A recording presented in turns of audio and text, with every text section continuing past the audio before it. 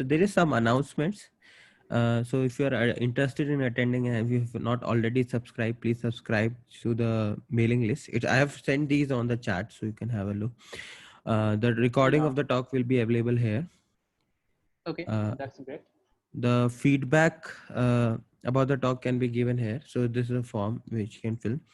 Join our there is a Discord channel for the data science club, so you can join that. There will be other updates and like job talks or something, so you can also look at that. We will be obviously floating more events apart from just speaking, like seminars and all, in the fall, so keep an eye on that. The mailing list will make all the announcements, so please subscribe to that. And if you want to speak or nominate someone for the series to speak, please email me or Corey for this. So now let me introduce Sambaran. So Sambaran is a PhD student at IISC as well as advisory research engineer at IBM Research India. He's in a final year of his PhD. He has published in very top tier conference in AAAI, IJCAI, Wisdom, ECAI, KDD, and also have filed many patents while working at IBM Research. So, and he has also been in the program committee and reviewing for conferences like NeurIPS, ICML, and all.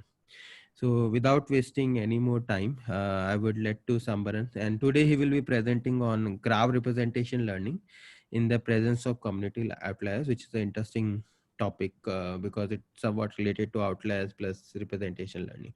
So, I hope you will enjoy the talk. And I'll let me, Sambaran, you take over now. Okay.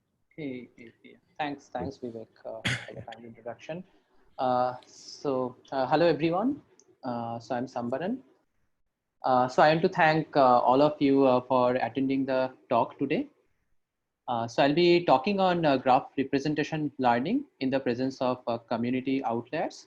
So graph representation learning has been a popular topic in the machine learning community for the last few years.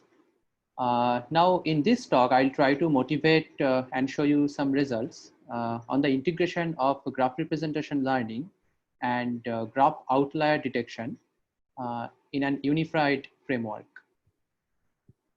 So, okay. So this is a very high level. So this whole work is basically a joint work with Vishal, Lokesh, and Professor Murthy from IISC. So this is a high level introduction of information networks.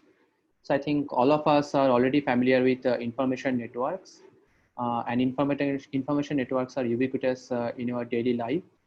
I'm sure that many of us are kind of members to multiple social networks like Facebook or LinkedIn or Twitter. So networks are typically represented in the form of a graph where each node can have extra attributes or content. So for example, if you are considering a network in Facebook, then this extra attribute or content can be regarded as the profile information associated with each user. So there can be different type of mining applications on network. So it can be a node classification, can be community detection, or link prediction in networks. So this is about an introduction to network representation learning. So real world networks are high dimensional and sparse in nature. For example, if you are considering a big social network like Facebook or LinkedIn, so there are like millions of users present, but each user can be connected to only suppose maybe 100 or maybe few thousands max other users. So if you consider the adjacency row of the user, so most of the entries are actually 0. So that's why it's quite sparse in nature. So network representation learning is a technique to map different components of a network, such as nodes, edges, or it can even be the whole network or the whole graph, to low-dimensional vector space. So in this particular talk, we'll be focusing mostly on node embeddings. That is, we want to map each node of a graph to a vector space. So this is a very simple example. So here, if you can follow my cursor, so here you are given a very simple graph, and on the right hand side is basically a two-dimensional vector space. So each node in the graph is mapped to a point in this two-dimensional vector space. So for example, these blue nodes are mapped to these blue points, these red nodes are mapped to the red points, and so on. So this network, so representation learning in general is already very popular for like, images and text, but network representation learning is even more challenging because graphs do not exhibit any grid structure.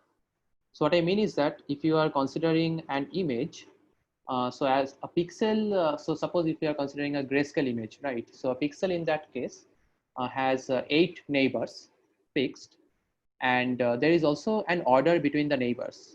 But for a graph, a node may not have any fixed number of neighbors. So the number of neighbors varies over nodes. And also there is no explicit order given among the neighbors of a node. So that's why this grid structure is missing for graphs, which makes network representation learning or graph representation learning more challenging. So attribute networks are also like quite popular, and as I said, right, like Facebook or any like most of the social networks that we are familiar with are actually attributed networks. So here, like for each node, there is one vector associated, which can be considered as the attribute vector of the node. So network representation learning for attributed networks, it has basically two responsibilities. One, to exploit the link structure of the graph, and second is to use the attributes associated with each node of the graph and map them together in a common vector space. Now, if you consider many unsupervised node embedding techniques such as deep work and node to vec, they cannot use attributes present in the nodes. There are recently proposed graph neural network based approaches such as GCN, GAT, and many others graph neural networks, which do handle these attributes present in the nodes, but they are mostly semi-supervised in nature. I mean, yeah, however, like, there are some GNN based approaches like DGI, which are unsupervised in nature, but still most of the GNNs are semi-supervised. So now onwards, I'll be focusing more on integrating outlier detection in the framework of network representation learning. So to motivate this problem, so consider a very simple example, right? I mean, here is a synthetic graph having 3 communities, very well defined, clearly separated communities. And if you use node to vec on this graph, you will get the corresponding embeddings in this space. So it's a 2-dimensional mapping, and we set the dimension to be 2. So you can see that these embeddings clearly follow the community structure of the network. So what I mean is that the nodes which belong to the same community, they are very close to each other, and nodes between 2 different communities, they are far apart from each other. So it completely maintains the community structure of the graph in the embedding space. Now, but unfortunately, in real world networks, you always have some kind of outlier nodes. So in this case, we define a node to be outlier if it does not follow the overall community structure of the graph. So in this example, so you can see that these red nodes are outliers because they are randomly connected to multiple communities in the graph, which violate the overall community structure, which is followed by most of the regular nodes in the graph. So in this case, if you use node to vec, you can see that the overall embedding space or the nodes in the embedding space, they are highly affected by the presence of these few outliers. So here, these nodes within the community, they don't really, follow. They are not that compact anymore, and you can see that these outliers are also like mixed with the regular nodes. So which means that if you use any type of post processing on this on the node embeddings, then you will not be able to separate out outlier nodes anymore. So our main goal is basically to minimize this adverse effect of outlier nodes on the embeddings of regular nodes in the graph, Can you and in go the to the process also detect Can you go to outliers. the previous picture once? Like, Sure. Yeah. yes. Okay. So here you are saying they are clubbed into one small cluster. where in the next one they are in the whole like line wise thing. There is no demarcation properly. The next slide, corrupted world. Yeah. If you are talking about the embedding space, yeah, there are Yeah, like yeah. three tiers, clusters. But Okay. here the cluster, I mean, as the network is like, the original network was like very good. Yes. So that's why you can still probably separate out the clusters, Yes. but Yes. their shape is kind of deformed now. Deformed. Okay. Yeah. Interesting. This is Any because more of the questions? red points which are the outliers. Exactly, They are exactly, pushing. exactly, They are pulling them to like they are pulling everything towards closer to each other. I think exactly, somewhat exactly. like in So the that's center they are precisely the point, and that's why if you want to recover the original, maybe the communities. embedding space or Hmm. communities, then you need to minimize the effect of outliers in the space or in the problem of network embedding itself. You cannot post process and remove the outliers. Interesting. Okay. So any more questions? So feel free to ask So, questions in so between. these outliers are mostly like I think high, like they have must be having high degree. That could be one. No, actually we manually, Okay. so these outliers we have manually planted and we ensured that, they follow the statistics of other regular nodes. So roughly the degree is like Ah. roughly the same. So Okay. yeah, so that Okay. you You. cannot separate out them by using simple statistics. Okay. Okay. Okay. Interesting. Cool. Yeah. So That. I have a question here. So in Sure. this graph, we can clearly see that the red nodes are the outliers. Right. But when we have a data and we cannot visualize them, how will you define a node to be an outlier? Exactly. A very valid question. So there is no, kind of mathematical definition of outliers, but the way we define the outliers here is is that outliers are those nodes which violate the overall community structure of the graph. So in this case, you can see, maybe at least in this picture, you can see that most of the other nodes, like, this blue, uh, green, and these purple nodes, they follow the community structure properly. So what I mean is that most of the blue nodes are connected only to blue nodes in the graph. But if you consider this picture now, here the red nodes are like randomly connected to multiple communities. And that's why they are violating the overall community structure of the graph. And we are So. characterizing them, we are calling them as outliers. Okay. But yeah, I mean, given a real life example, we don't know. This information is not given to us that which one are outlier and not. And do we know the communities beforehand? Or No, no, no. okay. No. So So. only the graph structure is given with the attributes if there. Okay. And is the community here mean like highly connected component or strongly connected Yep, component? That's the yep, definition. yes, Okay, okay, okay. yes. And the outlier is one which is like suddenly connected to many strongly connected component kind Yes, of. yes, Okay, cool. yes. But Vivek, I mean, so even, I mean, I don't think there is any like, specific definition of communities in Yeah. graph or in network literature. Okay. But it's like, you can think it as in, like analogous to like, clustering in like Yeah. Yeah, yeah. regular nodes. Like there is no definition of clustering, right? So similar Yes. to that. Okay. Yeah, that's the problem with many unsupervised approaches or Exactly, unsupervised exactly. learning. Yeah. Yeah. Okay, so moving next.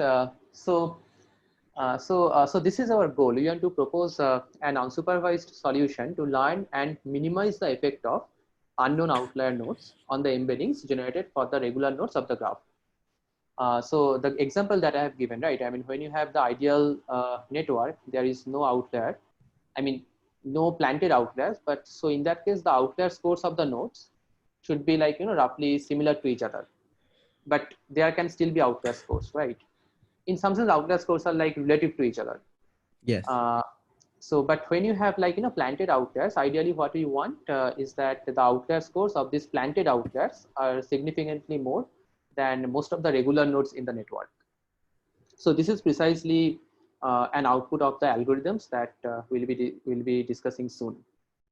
Okay, so this is what we want, and uh, so this is a very kind of simple overview of the existing literature. So here we have picked a diverse set of popular network embedding or node embedding algorithms. So so you can see that many of them, and yeah, and these bold faced ones are the ones that we have proposed in the next few words. So you can see that many of them actually handle attributes. Some of them do not handle attributes.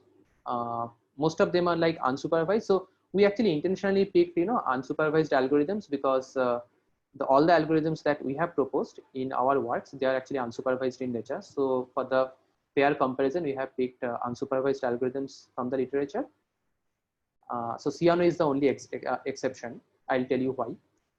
So outlier handling capability, like most of the algorithms, existing popular network embedding algorithm, they don't handle outliers explicitly. And that's why we'll see that in the presence of outliers, they are affected more than the algorithms which handles outliers explicitly. So Cyano is the only algorithm which was there in the literature. It handles outliers explicitly, but the difficulty was it is not unsupervised in nature. So it needs labels of the nodes to work with, and for many real-world applications, it's expensive and difficult to get the labels of the nodes. And finally, you also characterize whether they are having deep architecture or not. Okay. Ashwari has a question. How do we compute the outlier score? So Yeah, we'll see that in the next few slides. Okay, any other questions? Okay, okay. So moving forward, so again, as I said, right, like every node potentially has some tendency to exhibit outlierness or anomalous nature. And unfortunately for real world networks, we observe only partial information about each node. And also this partial information is often, noisy or lossy. So what I mean is that there can be like, there can be links between the two nodes, but which may not be observed, right? So in that case, you never have the complete information. And and based on this analysis and the examples that I have given, so the conclusion is that we shouldn't draw a hard line and say that, okay, some nodes are like outliers and some are not. Rather, we want to do a soft classification, or in other words, we want to, associate each node with some outlier score. Now, if you have more outlier score, the tendency of the node to be an outlier is more, otherwise it is less. Okay, so these are like the three outliers that we have characterized in this research thread. So the first one is, so this is with respect to, as I said, an attributed graph. So the first figure is for structural outlier. So in this case, like different these colors, at least like this red, green, and blue colors, they denote different communities in the network. So in the first case, you can see that this node under consideration, the central node, it is randomly connected to nodes from multiple communities. So that's why it is inconsistent in terms of its link structure. So that's why you are calling it as structural outlier. The second example is attribute outlier. So here you can see that in terms of link structure, the node is only linked with a single community. But in terms of attribute similarity, this node is similar to attributes from different communities. So that's why we are calling it as attribute outlier. The final one is combined outlier. So here, if you consider each of these views separately, so if you consider the structure separately, you can see that this node is only connected to a single community. Similarly, when you just consider the attribute of the node, it is the attribute wise, this node is similar to only a single community. So both node structure and attribute are consistent individually. But when you combine both the views, you can see that node, according to the link structure, it is a part of this green community. Whereas according to the attribute similarity, it's a part of blue community. So that's why it's two views are not consistent to each other, and we are referring it as combined outlier. So in the next two of the three works, so I intend to present three works here. So next two of the three works will characterize all these three, or consider all these three type of outliers in an attributed network. okay, I have a question. So this is provided like if we have a label data with all the community park and all, then we can basically find these outliers by looking at these three types of Yeah, so possibilities. correct. A very valid question. But in a real life case, we don't have the labels, right? So Okay, this is okay, an extra challenge for us. Without okay. labels, how do you How kind do of, you find such kind of uh, structure? exactly. So in some sense, you Interesting. also need to like identify that automatically or in the learning process. Interesting. Without being affected by the outlier. Yeah, Somewhat. that's the target. Least affected by. Okay, Least affected. interesting. Yeah. Okay. Yes. Okay. So okay, so this is the first work in this thread. This is from our AAAI 2019 paper. So we are calling it one, that the algorithm that we have proposed, we are calling it as one, which is an abbreviation of Outlier our network embedding. So this, as I said, like we have characterized three different types of outlier. So to catch these outliers, we have three different components in one. So the first one is to consider the structure of the network. So this one is basically a weighted joint matrix factorization based algorithm. So here A is the adjacency matrix of the graph. Aij is the ijth component of the adjacency matrix. So we try to factorize the adjacency matrix into two matrices, G and H. So if the dimension of the adjacency matrix is n by n, where n is the number of nodes, the dimension of G can be n by k. So where k is the embedding dimension. So from G, you can potentially get the node embeddings. So, but as I said, right? I mean, so typically in matrix factorization framework, you try to like reconstruct the original matrix. But as I said, like there are structural outliers in the graph. So, and our goal is to minimize their effect on the embedding of other nodes. So we introduce this outlier scores. So here O1I is the structural outlier score of node I.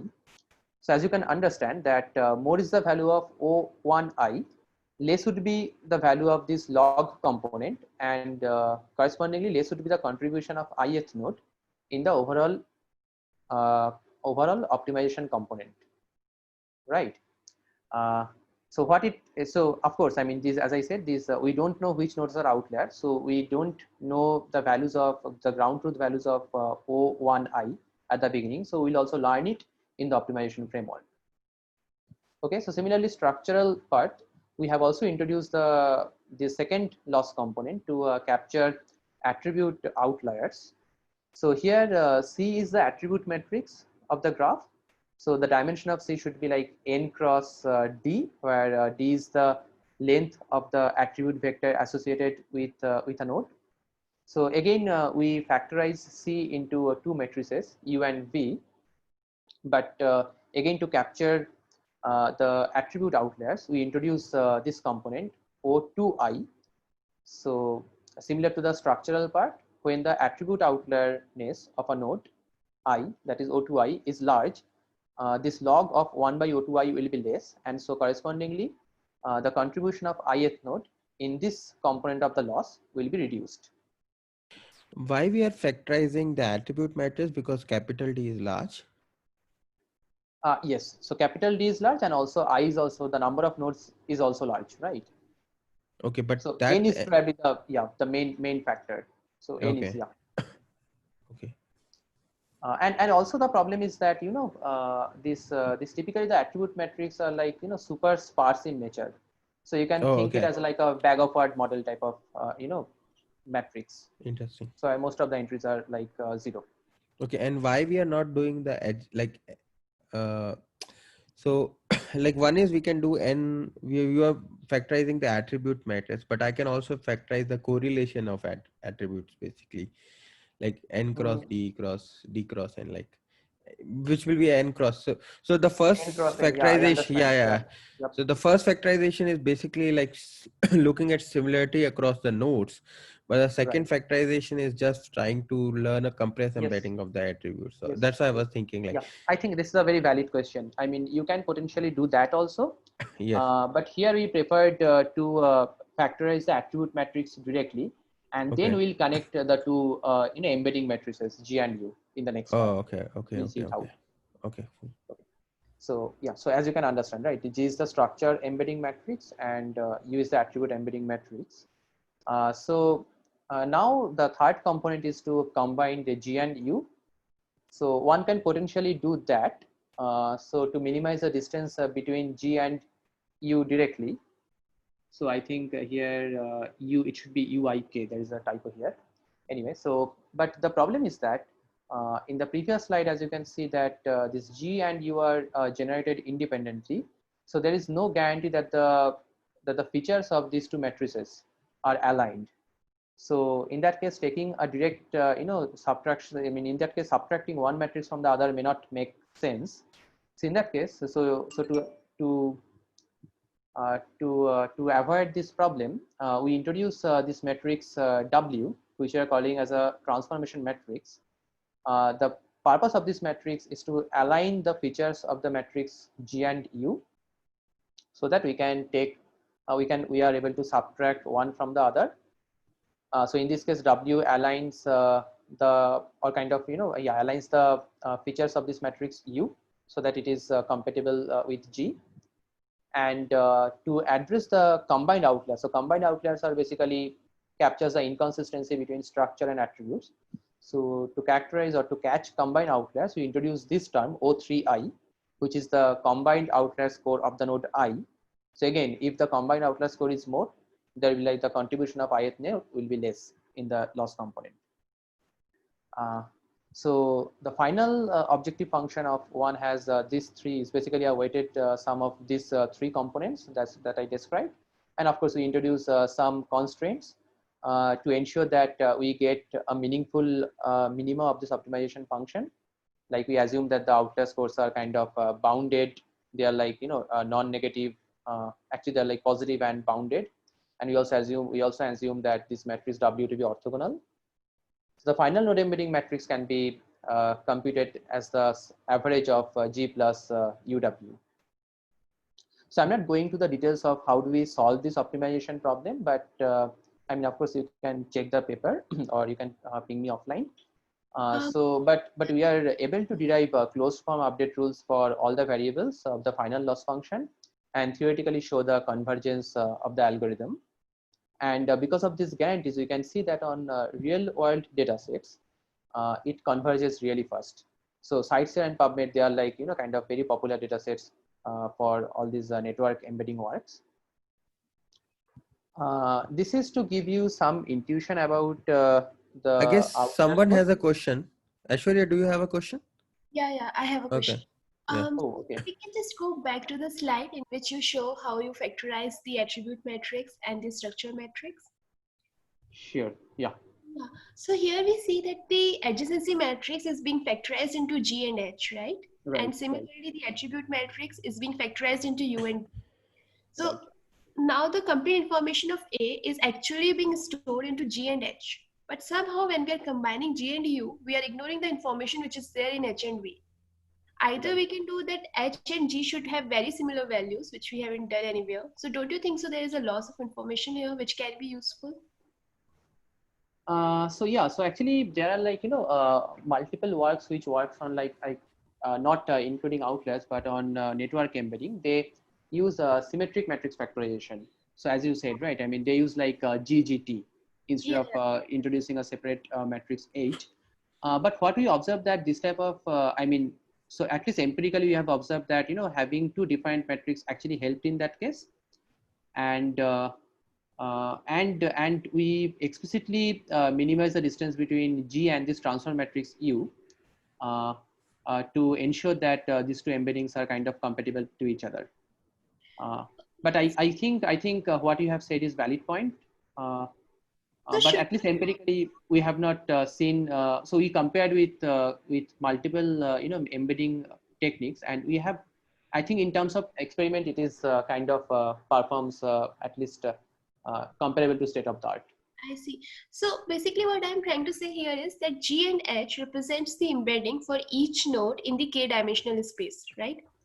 So G in this case, yeah, please, yeah, carry on. So ideally we want these embeddings to be close to their attributive space embedding, which is also happens to be in the same dimension as K. So Right. when we are doing the other loss function, we are making sure that there is a similarity between GI and UI. So can we have the same kind of function between HJ and UI? Will that be helpful? I mean, you can try if you have H and V, right? H and U. Because H is also the embedding of the images of the nodes, right? I understand your question. So in this case, the interpretation, the interpretation that we have in this case is G is the embedding matrix. So each row of the matrix G is basically the embedding of the corresponding node, and this matrix is H matrix is basically and description of different features of the embedding. So it's like n cross k and k cross n. So different, it's like explains different features of the embedding in some n-dimensional space. I see. So I actually assumed it to be another embedding for the nodes in the same space. Yeah, true. I mean, that is also like kind of assumptions that people have worked on. Yeah. So yeah, as I said, I mean, if you in the extreme case, if you assume that G and H to be equal, so that's also like another interpretation. Yeah, I agree with that, but we have not tried this one. Yeah, actually, no, sorry. Actually, we have tried and we realized that so that is actually adding another constraint. I mean, if you want to make G and H equal, and somehow it is not. I mean, this one our version is able to perform better. Yeah, so maybe even if we don't make them equal, we can actually have this loss function. I mean, I'm not sure, but I think that Correct. H U should also be combined and they can improve the accuracy because they also have very Huh. But one Or point is or he never uses that in the final embedding, so it's not sure that making them equal is helping. But indirectly it will affect because it will somehow force the yeah, it is. embeddings of GNU. But an right. interesting So, question. yeah, Yeah. I think it's an interesting question. But another way to think is that so if you assume if you have any other constraint between G and H, your framework becomes more rigid. I guess here H has the flexibility Yeah, to, and Yeah. maybe that is actually adding a kind of performance boost for us. Optimization is simpler, I think, in that sense. And yeah, that is another very important point. Optimization is simpler and we can get closed form solution with this. Yeah. okay, thank you. Yeah, but I think the overall question is like really valid. Okay, so I'll skip this part for the interest of time. Uh, but again, I mean, if you can look into the paper for more details. So okay, so this is about the second work in this thread, uh, which is uh, which is on deep architectures for attributed.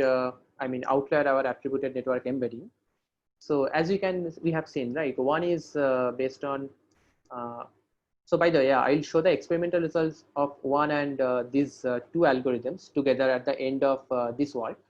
So yeah, you have to wait for that. Uh, so one is based on matrix factorization, and it is shallow uh, in terms of architecture. So and real world networks are often complex in nature. So we introduce two more architectures based on deep neural network. So the first one is done, which is based on L2 regularization, and the second one is add1, which is based on adversarial training. So this appeared in Wisdom 2020. So this is a very high level overview of both the algorithms, done and add1. So here we have two parallel autoencoders.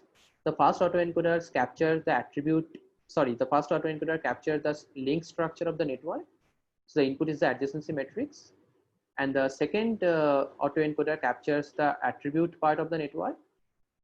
So here the input is attribute matrix.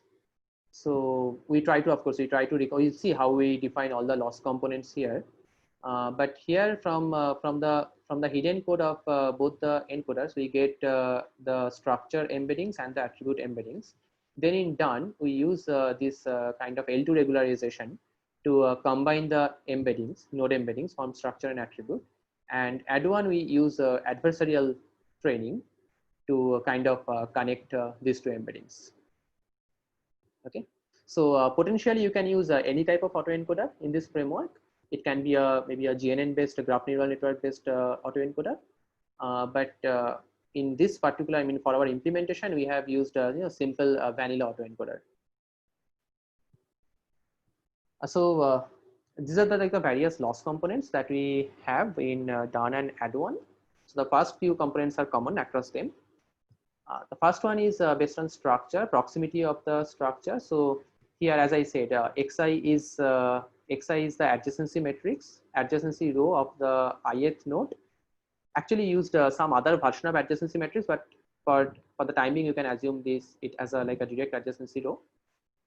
and xi hat is the reconstructed adjacency row for the ith node, and this is our typical reconstruction loss of the autoencoder.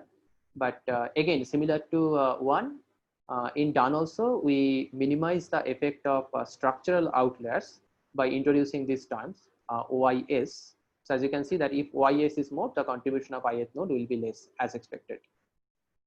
The second term is homophily loss based on structure. So here H is the embedding of the ith node from the structural autoencoder. So this component says that if two nodes I and j, they are connected by an edge, so in other words, if j is a neighbor of I, so you want to minimize the distance of the two embeddings. Okay, so again we multiplied this with the outlier term to minimize the effect of structural outliers. So similar to structure part, second part is on the attribute. So again we have the reconstruction loss based on the attributes, and the second one is again homophily loss based on the attributes. Moving next. Now this loss is specific to done. So here we just connect so HI as HIS and HIA. They are structural and attribute embedding of ith node. So in turn, we just minimize their distance. So as it's basically the same node, so we ensure that the structural embedding and the attribute embedding, they stay close to each other for each node. So we minimize the distance, but again we discounted this loss component with this factor where OI is a combined outlier score for the ith node. So if it is a combined outlier, then its contribution will be less in the overall objective function. So the total loss of done is basically a weighted sum of all the components that I have mentioned so far. So here the H is the hidden structure, the hidden layer, like hidden code of the autoencoder. Okay, the latent representation of the. Yes. Okay. Basically the output of the encoder part. So now second one is for add one. So as I said that add one uses an adversarial loss. So here we introduce this discriminator. The purpose of the discriminator is to discriminate between the structure and the attribute embeddings. So in this particular case, we want to output one for the structural embedding if the embedding is coming from the structural autoencoder, and we want to output it 0 if the embedding is coming from the attribute autoencoder. So you can see that we want to maximize this loss component with respect to the discriminator. Now here we also have one added component for the generator. So in this case, the generators are essentially the encoders. So here the purpose of the encoder, as expected, is to fool the discriminator. So we want to minimize this component again with respect to the encoders, but to capture the combined outliers, we multiply this term with the log of 1 by OI cum. So if combined outlier score is more for ith node, the contribution will be less in the overall objective function. So this is the final add one objective function for the autoencoders. So this is again weighted sum of this one and the first 4 loss components that I have already shown. And of course, there is this discriminator wants to maximize this with respect to its parameters. Okay, so this is about done and add one. I'm not again going to the details of the optimization and all for the interest of time. So now I will show you the results for one, done, and add one, all these 3 algorithms in one place. So here we have worked on 4 popularly used data sets. They are WebKB, Quora, CiteShare, and PubMed. But none of these data sets have ground truth outliers. So we manually planted outliers, 5% outliers in each of these data sets. And as I said, we ensured that these outliers have exactly like similar statistics to any regular node of the network, so that you cannot really differentiate or find out outliers based on their degree or any like such simple statistics. So we use a diverse set of algorithms here as baselines. So Node-to-Vec, line, SDNE, they use only the structure of the network. GraphSage, DGI, they are graph neural network based algorithms. DGI is unsupervised, but GraphSage is by default is a semi-supervised algorithm. But we use, there is an unsupervised version of GraphSage available, so use that just to, for the sake of pair comparison. We also use a Cyano, which is semi-supervised in nature, but it handles outliers explicitly. That's why we use it. And Dominant is a recently, proposed algorithm for attributed outlier detection. I mean, outlier detection in attributed networks. So what we have seen that in all the algorithms, this Cyano 1, done and add 1, they actually explicitly minimize the effect of outliers. Whereas for our algorithms, 1, done and add 1, they we do it in an unsupervised way. So you can see that for most of the data sets, the performance of 1, done, add 1, these three algorithms are kind of good. Of course, Dominant is also performing really good for Cora sites here. And between this 1, done and add 1 turns out to be a better performing algorithm. So the reason is that in both 1 and 1 is kind of shallow architecture, but in done, we directly minimize the distance between the structural embedding and the outlier, structural embedding and the attribute embedding. Whereas in add 1, we use this adversarial loss. So this basically ensures that with respect to the discriminator boundary, you are not able to differentiate between the two. So it gives us more flexibility, and that results into a better performance for most of the data sets. Moving next, so this is on node classification.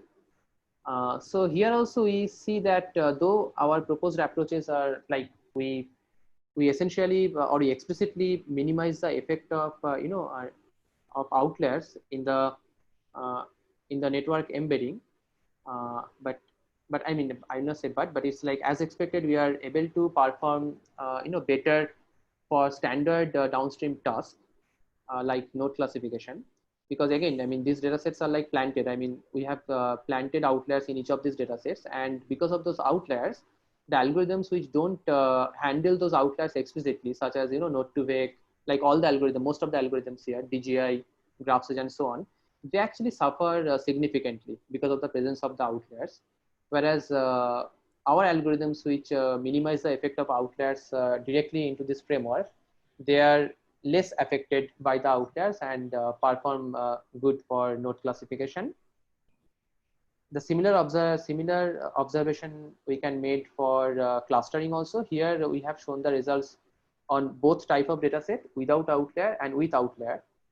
So you can see, right? I mean, for example, Node-to-Vec is working really good on PubMed for clustering without the presence of outliers. But when you have planted outliers in the data set, the performance is affected heavily, right?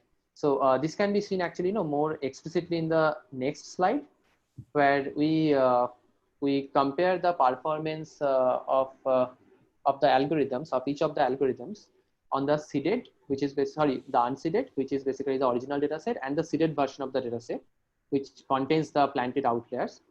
And so this is on node classification on, I guess, Cora. I think, okay, maybe I forgot. Oh, sorry. I mean, yeah, this is all the data sets. Yeah, all data. This is on all the data sets. Yeah. Hmm. Yeah. So you can see, right? I mean, for maybe you can take the PubMed is the largest one. So if you compare the performance of each of the algorithms, for example, Node-to-Vec on the original PubMed dataset, it gives 80% accuracy, whereas on the seeded version, in the presence of only 5% outliers, its performance becomes 43%, which is like significantly affected, right, in the presence of outliers. So in most of the cases, especially when the algorithms are performing good, for example, DGI, without outlier, its performance is 79%, and with outlier, it becomes only 49%, and so on. So all these algorithms are like affected heavily in the presence of outliers. But if you consider the algorithms that we have proposed here, for example, one, then done, add one, they are also maybe affected by the presence of outlier, but the margin is very less for all these three algorithms. So, and you can see for dominant, though it is like for specifically for outlier detection, but it doesn't minimize the effect of outliers on node embedding. So here also you can see a huge performance drop. So it essentially means that, yeah, I mean, this you need to minimize the effect of outliers in the framework of network representation learning.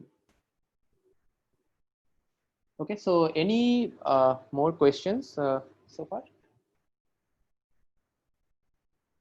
I'm surprised with the results. Like it's feel like if you don't take care of outliers, then the algorithm can be affected by a huge.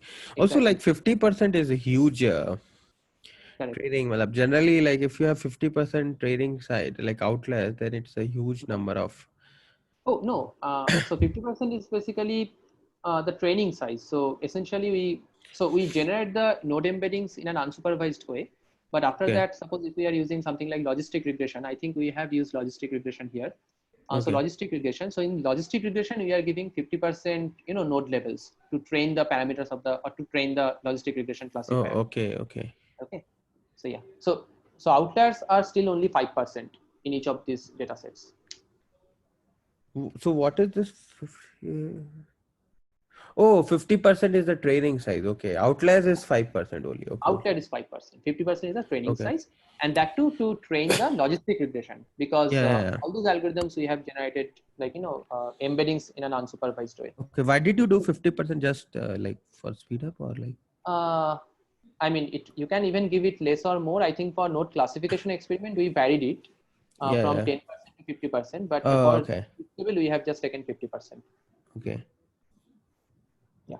So essentially, I mean, I have not tried on representation learning on other domains such as images or text, but text I have seen that recently. I think there is one ACL paper 2019 which also Hmm. minimized the effect of outliers. Hmm. Uh, so I think, yeah, maybe in those domains also the effect of outliers will be quite negative on the embedding quality. Hmm. So one can actually pursue towards that direction. Interesting. Okay, so Vivek, how much time do I have? Is it just So yeah, you can take 10-15 minutes more. So ideally we finish by 1:15 definitely. Like okay? Yeah, 10 minutes. so Then I can. this is one right now here. So 1:15. Yeah. Okay, so maybe Ten another fifteen 10 minutes. minutes. Yeah, then Yeah. I think I should be able to cover the last one. Okay.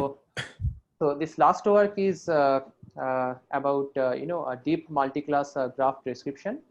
So here also the goal is similar. You want to minimize the effect of outlier nodes in the framework of network representation learning. But in contrast to the other two works, in this work, we do not assume the network to be attributed. So essentially, we just want to work with the, just with the link structure of the graph. So as you have understood that in the previous two works, we have used the inconsistency between structure and attributes explicitly to find the outliers. But here we work only on the structure of the graph, only on the link structure of the graph. Okay. So this got recently accepted in ECAI 2020. Uh, so so this is a motivating slides on DMGD. So DMGD, as I said, is a deep multi-class graph description. So here is the input graph, and again we have these three planted outliers in this. Otherwise it's a very simple graph with good community structure. So we have used SVDD and deep SVDD. SVDD is support vector data description, which is a classical, outlier detection algorithm. And deep SVDD, I think, is from ICML 2018, which is basically a deep extension of standard SVDD. And DMGD is the one proposed by us. So you can see that both SVDD and deep SVDD, they are not able to differentiate the outliers from the regular nodes. The reason is that they try to enclose the full network or the full graph within a big sphere. Now, when you have community outliers, what I mean is that the outliers can be between the communities, right? I mean, they are not like outskirt of the graph, but they are between multiple communities. So in that case, enclosing them within a single circle may not work. As you can see, at least for the deep SVDD case, it is able to distinguish one outlier, but two others are well within the sphere. So in DMGD, we try to we actually integrate three components into a single framework. The first one is outlier detection, the second one is community detection, and the third one is node embedding. So all these three things we have integrated into a single framework. So here, as you can see that for each community, we are actually learning the community, and then we try to enclose a community within a single sphere. So in this case, there are like three communities. So we have like three spheres, and we are characterizing the outliers by the points which is not by the points which are not enclosed by any of the spheres. Interesting. Okay, and that's how we are able to find the outliers in this case. Okay. Although they are like the same community, but you are trying to sub community, like separate them kind of thing, or No, like. I mean they are actually like three different community in the Oh, same graph. okay. You can Okay. see, So right? I mean, this within community the density is like really high, okay. and across community only few edges are there. Okay. So SVTT try to basically include them in one Exactly, exactly. thing. So Okay. SVTT actually, so if you had some outlier, like this, maybe it's a outskirt of the graph, then that would have been detected easily by SVTT. Okay. But it misses the points when they are like kind of between different communities or clusters. Okay. Okay. So here again some equations for DMGD. So as I said that we work mainly on the link structure of the network. So assume that AI is the the adjacency row for ith node. So we again have some encoder decoder structure. So F is the encoder and G is the decoder.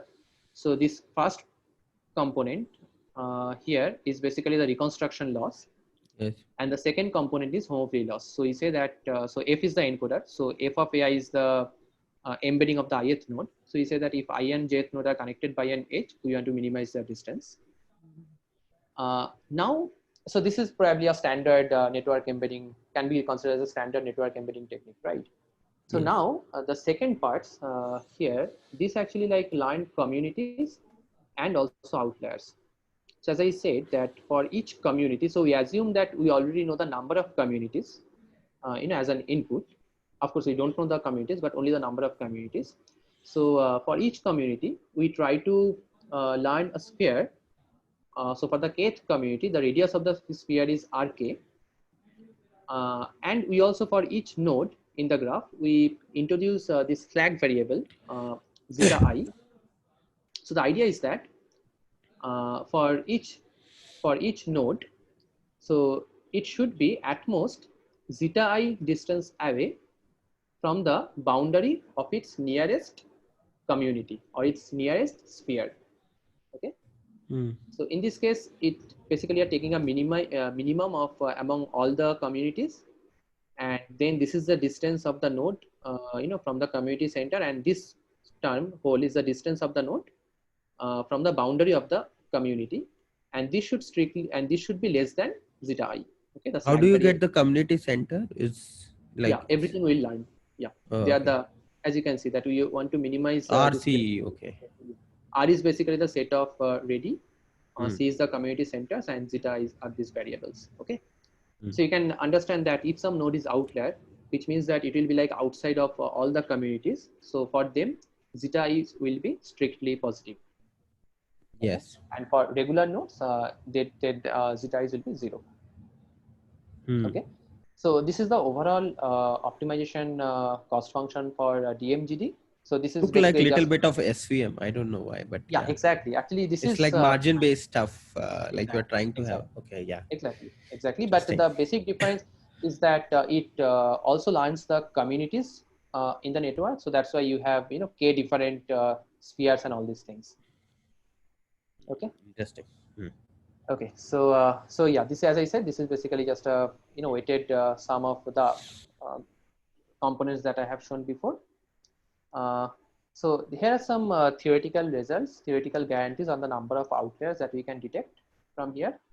So the number of outlier nodes detected by DMGD is upper bounded by k divided by alpha. So if I go back, so alpha is the weight for the second component, and as you can understand, right, if alpha is more, then the algorithm will not allow this zeta i's to grow high, right? Yes. Which means Yes. that Yes. you will have less number of outliers. Okay. So in terms of theorem, it is intuitive to understand. So good thing is also that so we are also able to find a lower bound on the number of outliers plus something else. So it says that the sum of boundary nodes. So boundary node is basically the nodes which lie exactly on the boundary of their respective community. So for each community, we are learning a sphere. So the nodes which just lie on the boundary of the sphere, we are calling them as boundary nodes. So the sum of boundary nodes and outlier nodes detected by DMGD is lower bounded by Ki by alpha. So if you combine them and assume that the number of boundary nodes are not that high, then it's kind of a good bound for the outlier Okay. nodes detected by DMGD. Capital K is the number of what is Communities. capital? Communities. Okay. Communities. Yeah, Yeah. communities. Okay. So you assume that to be, yeah. So there is some kind of inconsistency across, I think, different words. I think in one we assume K to be the embedding dimension, but here, sorry Yeah. for that. But here No, K no. is the number of communities. Okay. Okay. So now the problem is that so this optimization problem, as you can see, it's like quite complicated in nature, right? It has a minimum function in the constraints and all these things. So that's why we first converted it to a formulation which is computationally easier to solve. I'm not again going to the details of it, but we are able to show that okay, solving this formulation is exactly equivalent to the solving the more complicated ones. So after that, we take the Lagrangian dual of this optimization function, and we are able to derive this particular one. Mm. Again, I mean, this is also quite intuitive. So this lambda is basically the Lagrangian parameter. So as you can see, I mean, if you look into this time, Mm. so this is for I and j, two different nodes. So if so theta ik is the membership, is basically a kind of indicator variable. It is one if uh, it is actually high if it is high, I would say. It's Yeah. if I belongs to a kth community, similarly Mm. j belongs to kth community. So so in that case, if these two things are like very dissimilar to each other, then Mm. it will try to drag them apart. Okay. Okay. So yeah, so which is also like quite intuitive, right? Which is one necessary expectation from any network embedding algorithm. Mm. uh, okay, but again, I mean, without going to the details of the intuition in this talk because of unnecessary notational inconvenience and all, but you can easily check the details in the paper. So I just want to again show you some of the results that we obtained. So again, I mean, we compare with a diverse set of algorithms. But here, I mean, in contrast to the other previous works, we consider only, as I said, we consider only the node structure of the network or node structure of the graph. Okay. But we are able to achieve good results on multiple of these data sets for outlier recall. Uh, Again, as I said, community detection or clustering is a direct output of this algorithm. So we also compare that with existing baseline algorithms. So here also, uh, on most of the datasets, we are able to achieve state-of-the-art performance, and sometimes also uh, able to exceed that. Uh, so yeah, so that's all I think about this work on integrating outlier detection in the framework of network representation learning. So in all our approaches, so we have presented three works here, and in all our approaches, we have observed the importance of reducing the effect of outlier nodes in network representation learning. And as I was saying, that outliers in other domains such as NLP vision also have adverse effect in representation learning, which need to be explored, which can be explored in similar ways. Mm. So this is like a very general overview of the research that we are doing in the space of network representation learning. So we are working in, we have some work on centrality, we have some work on node and edge embedding. So I have presented actually this particular thread, which is integrating outlier detection in network representation learning. We also have one upcoming ECAI tutorial on the same. We have also worked on graph classification and representation. So if any of you are interested in any of these domains, please feel free to ping me or send me email. I'll be happy to discuss. Interesting. So thanks a lot for all of you to attend. So yeah, any question? Yeah, I will definitely get back to you after some time. And thanks for very interesting talk. And I hope people enjoyed it. And yeah, it's a very good summary of also the PhD work which you did. Like you summarize them, all of them in a very good fashion. So Yeah, good talk. Yeah, yeah, it's at least that's what I feel. Good talk. correct. Yeah, last one is actually like my thesis work. Yeah. Yeah. I can see. Okay. Okay. Okay, we can have a virtual clap. We cannot do normal clap. But thanks for giving this talk, and I hope.